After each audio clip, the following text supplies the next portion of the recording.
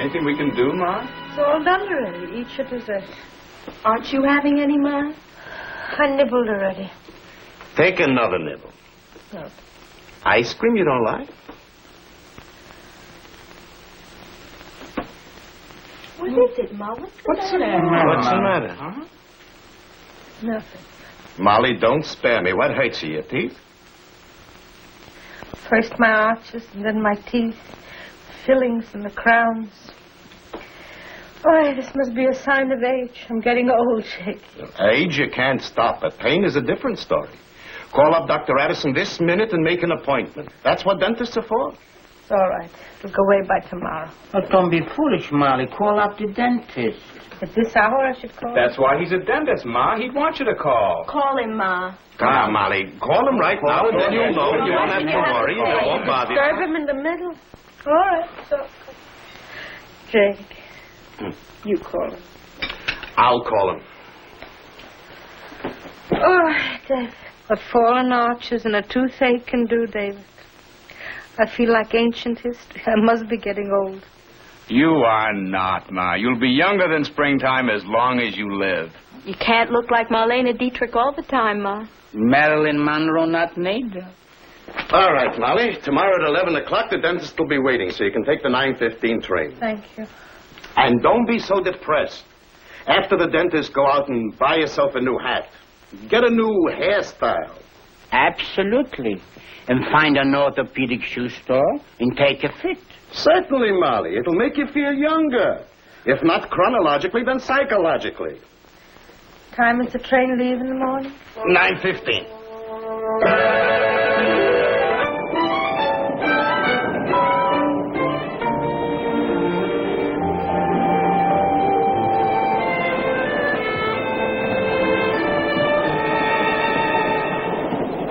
I beg your pardon, lady. Is this seat occupied?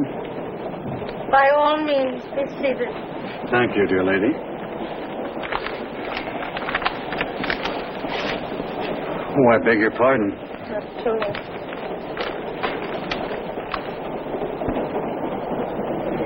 I notice you're reading the Bronx section. May I ask if you come from the Bronx? Oh, yes. We used to live there, not anymore. We moved to Haverhill recently. I, too, used to know the Bronx quite well back in my days at New York University. Most amazing place. Most amazing. Yes, a microcosmos. The world in a nutshell. Transported to another planet would contain all the elements of this Earth. A multitude of diversity. A teeming universe, bounded on all sides by a teeming universe. Makes one think. Yes, it does one. The Bronx. A small section of heaven. Or a small section of Hades, if you'll forgive the expression. Shelley said as much. Hell is a city much like London. A populous and smoky city. London. I was never to London. Nor I. It's been always one of my ambitions. I should love to travel. Well, me too also. Oh, permit me to introduce myself. My name is Bernard Welkin. My name is Molly Goldberg. Mrs. Go ahead, read your newspaper, Mrs. Goldberg. I didn't intend to interrupt you.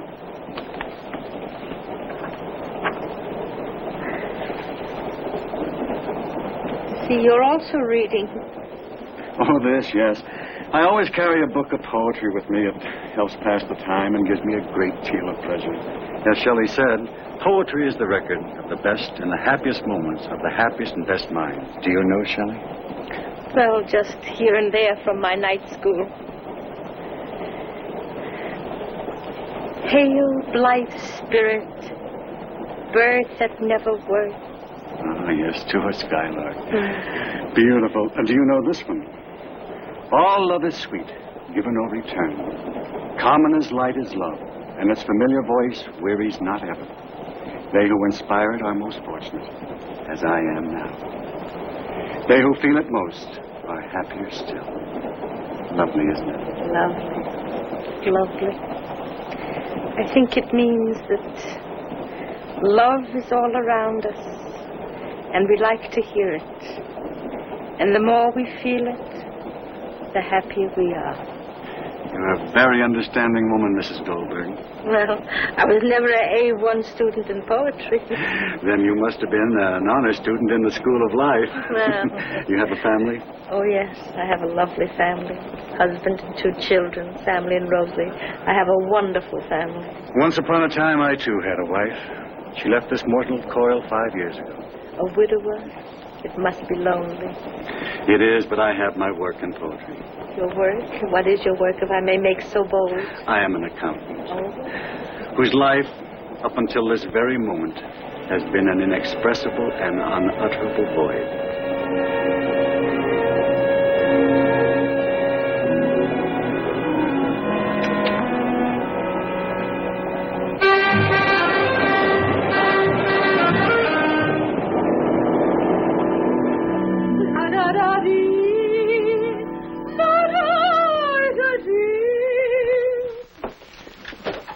Rosalie?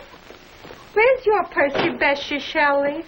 I don't know, Ma. I think Uncle David is reading it. Oh, tell Uncle David dear that Molly dear wishes him to come into the kitchen and read me the words of the poet.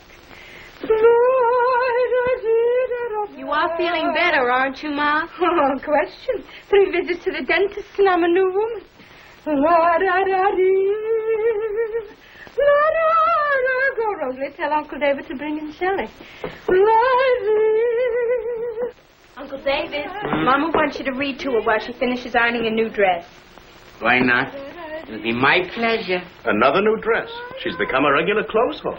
These trips to the dentist are certainly doing wonders for her. I never saw such a change in a woman. What does Molly want you to read to her, David? Shelley, Poisibishy. Shelley? My dear wife is becoming very intellectual. Oh, David. David. Here, give me the book. Now, Rosalie, get Mama's cape out of the closet. What are you going to do, Pa? You see.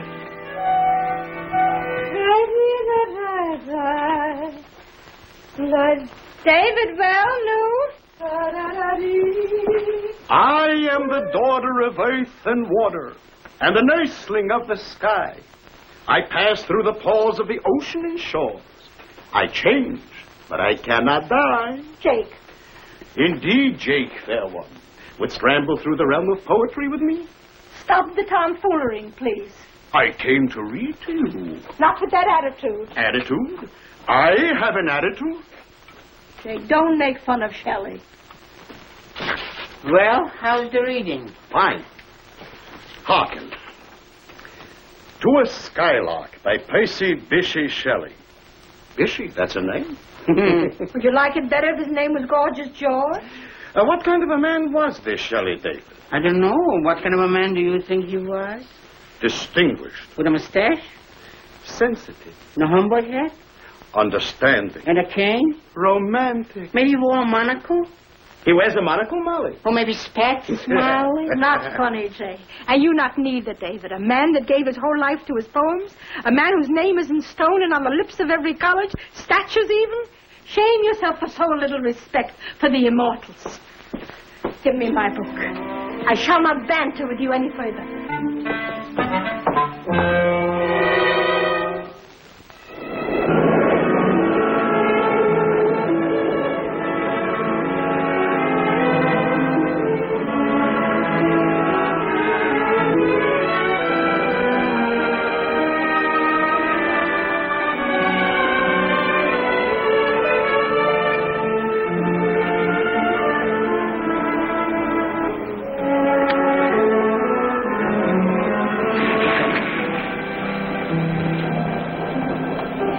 How nice to see you again. I trust all is well. Very well. Thank you for the kind asking. For my sake, I hope that whatever brings you to the city will continue indefinitely. Well, Nothing serious, I trust? indeed nothing by no means. The trouble is purely minor. Well, I'm glad to hear that. My dear lady, may I say that you look more charming each time I see you. Thank you. You look particularly lovely today. Thank you for the compliment.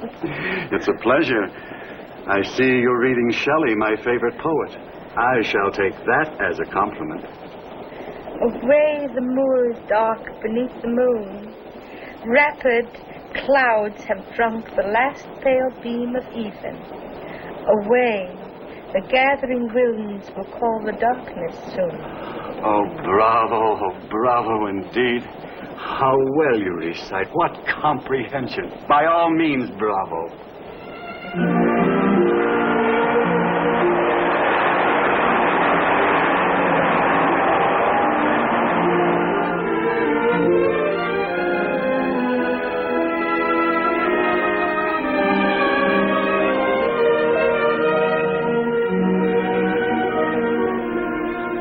I am the daughter of the earth and water, and the nursling of the sky.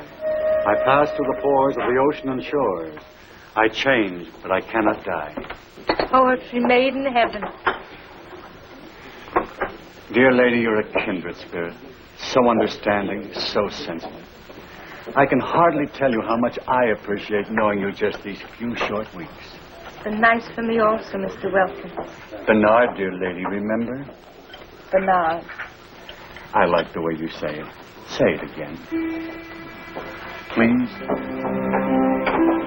Bernard. Charming.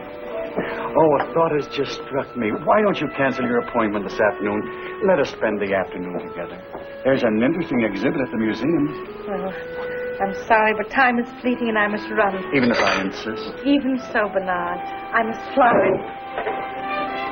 Goodbye, Bernard. Thank you for the coffee.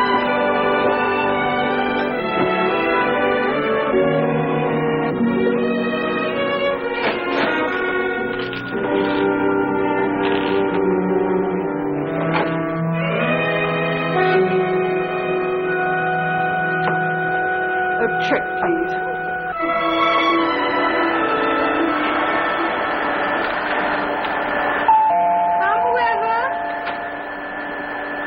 I didn't use to you today because I was marketing and I was very... Molly, if you have a minute, I'd like to talk to you. Oh, well, surely for you I have more than me. Come and sit down. You sit. So serious? Very serious. Molly, I'm not a busybody, and I know this is none of my business, but I consider you to be a dear friend. So, what I saw yesterday will never pass my lips. So what did you see? I was in the city yesterday. I stopped for coffee. Molly, I saw you in the coffee shop with a man holding hands. Oh, Molly, I know that what you do is none of my business, and believe me, I wouldn't say a word if I weren't so fond of you. Don't ruin a happy home. Oh, I understand. There are times when I could throttle Henry, but I wouldn't do anything to hurt him because I love him the way he is, just the way I'm sure you love Jake. But it was only coffee. Don't say a word. You don't have to explain to me. No matter how much love there is between two people, one or the other sometimes gets to feel, misunderstood or neglected or taken for granted. But those aren't reasons to, you know. It was only Percy Bysshe Shelley. Molly, it doesn't matter who he is. Dr. Hollis here in Haverville is just as good a dentist as any in the city. Believe me. Well, my dear, I know this is a decision that you have to make for yourself, so I'll leave you. But if you need me, just yoo-hoo and I'll come running. Goodbye. Daisy, it was only poetry.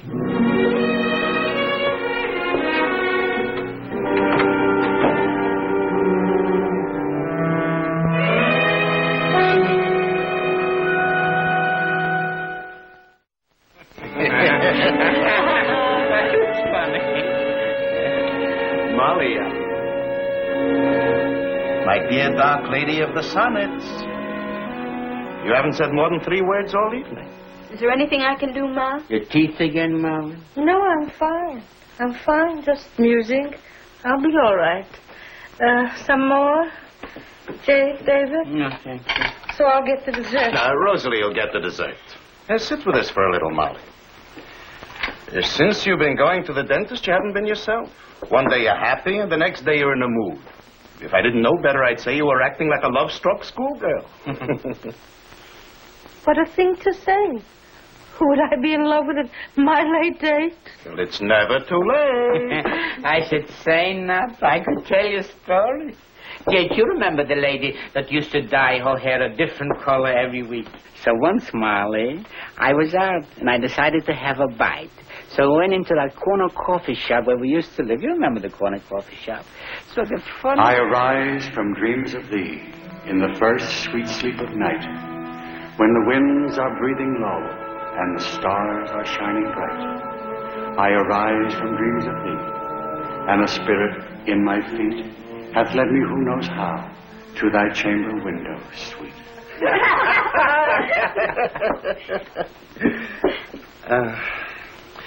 Molly, you going to the dentist again tomorrow? Monday, Wednesday, and Friday. Well, tomorrow's Friday. What train? The train that's my usual won't. I'll get the coffee.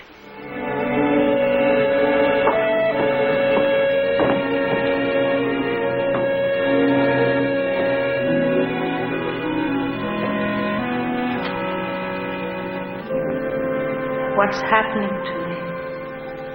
A woman in her middle ages. The whole world is talking. Even Daisy. Monday, Wednesday, and Friday are the holidays of my life. What happened to me? I love my family, my husband. That was enough. Why does my heart stand still when I hear a train whistle? Why? Maybe it's better not to go to the dentist tomorrow. I'll stop going. I won't take the train. I'll take the bus.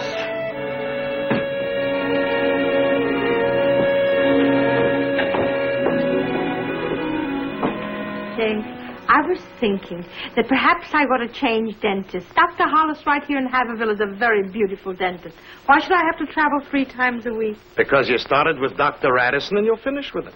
Jake, I know what I'm saying. Please, Jake. Molly, why are you like that? You never finish what you start. Why? Because some things are better left unfinished, Jake. What, for instance? Maybe Shelley has a poem for it?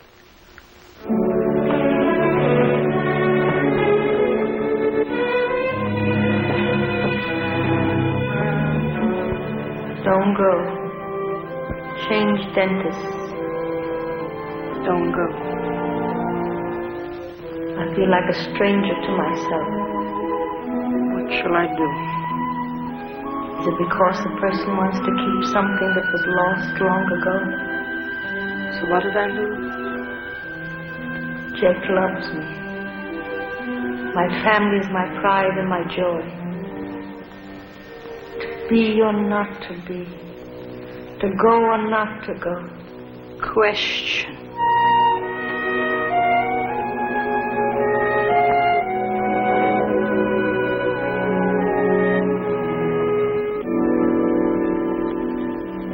Rosalie, Mama comes home within the next 5 minutes, we can have roast beef rare. If not, everybody will have to be well done.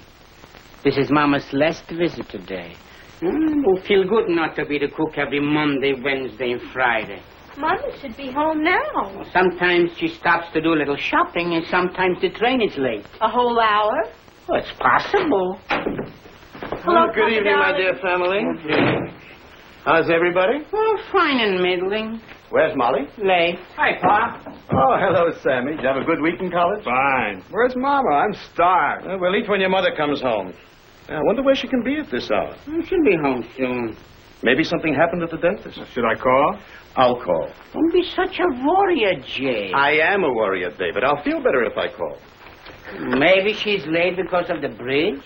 What bridge? Ludlow 8, 5172, please. You would like to sit in the dentist's chair for 2 months?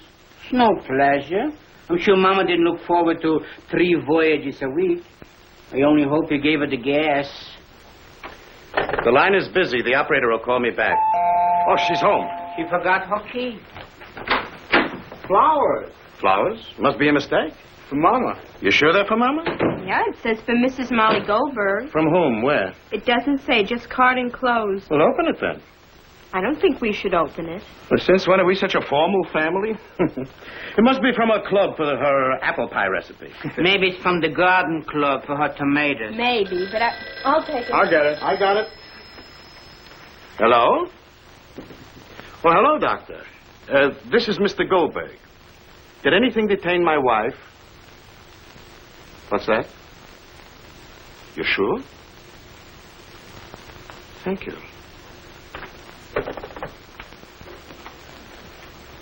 What is it? Anything wrong, Pa?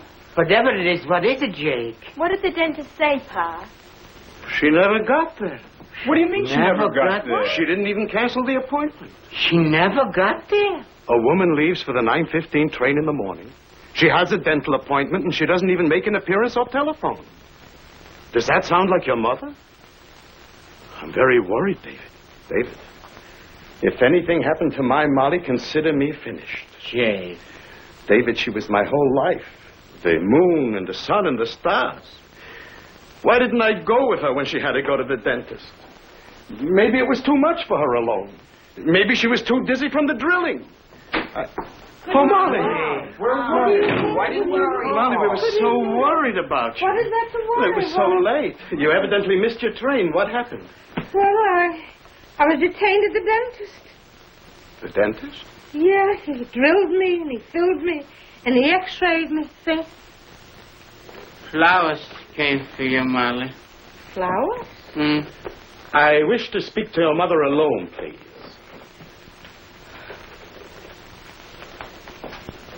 Who sent the flowers? What difference does it make who sent the flowers?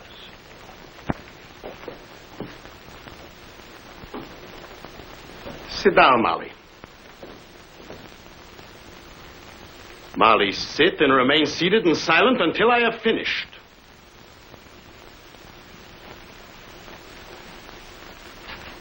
You were not at the dentist's. Yes or no?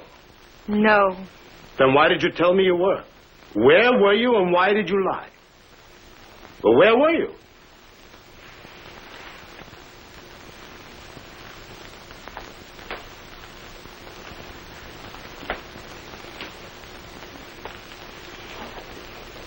To the movies. I went to see Greta Garbo and Camille. And then I walked. Couldn't you tell me you went to the movies instead of the dentist? I was afraid you would laugh at me. I would laugh. Like you laugh at Shelley. Well, I still say Shelley is a poet for lovesick maidens. Not all lovesick maidens are maidens. Sometimes they're women even. What are you trying to say, Molly? That love and romance is something that everybody needs. And that's irregardless. Well, who has more love bestowed on them than you? Who loves you more than I love you? When was the last time you told me that, Jake? Well, do I have to tell you? Yes. Especially when a woman is going to the dentist. But you don't know I love you. Then tell it to me. It's more important to hear it now than it was 25 years ago.